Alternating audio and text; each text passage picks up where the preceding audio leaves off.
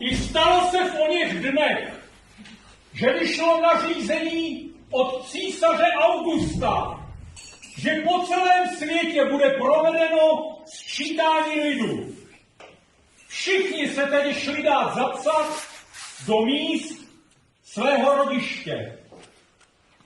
Augustus byl římským císařem, který vládl v letech 31 před Kristem až 14 po Kristu.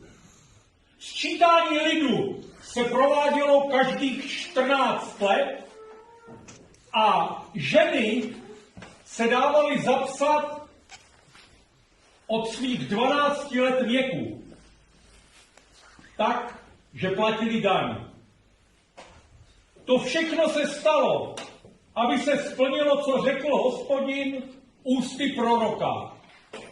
Hle, Pana počne a porodí syna a dají mu jméno Immanuel, to znamená Bůh s námi.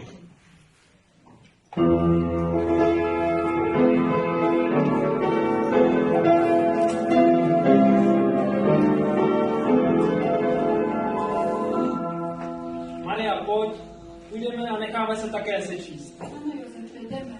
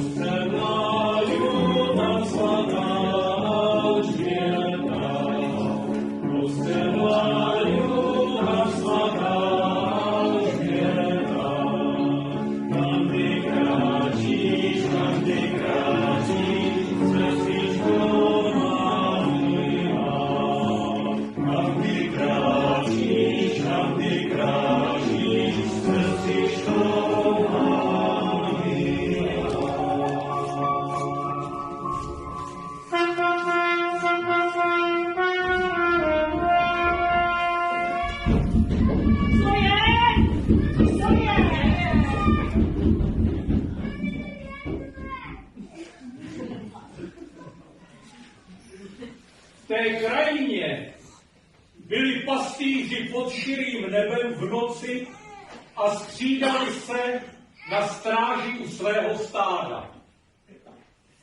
Pastýři, kteří byli chudí a na okraji společnosti a opovrhuje jim každý, se dostane veliké pocty, neboť sám Bůh si je vybral, aby se jako první dozvěděli o Ježíšově narození.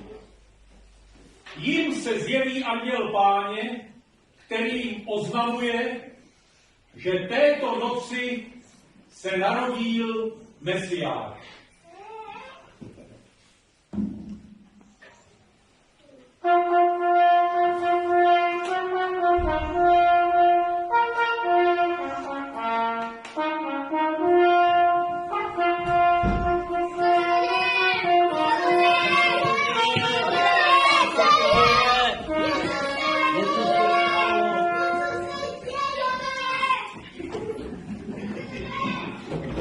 Samík. Jsem ho nepoznala.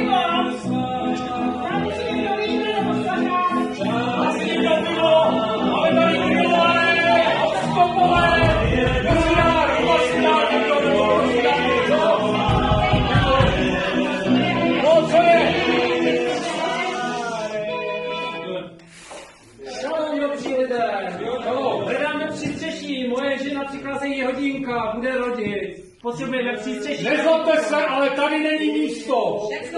Všechno plno. Po střechu jsme plní. Tady nic není, sčítání lidu probíhá. Běžte dál. Běžte rovnou dál.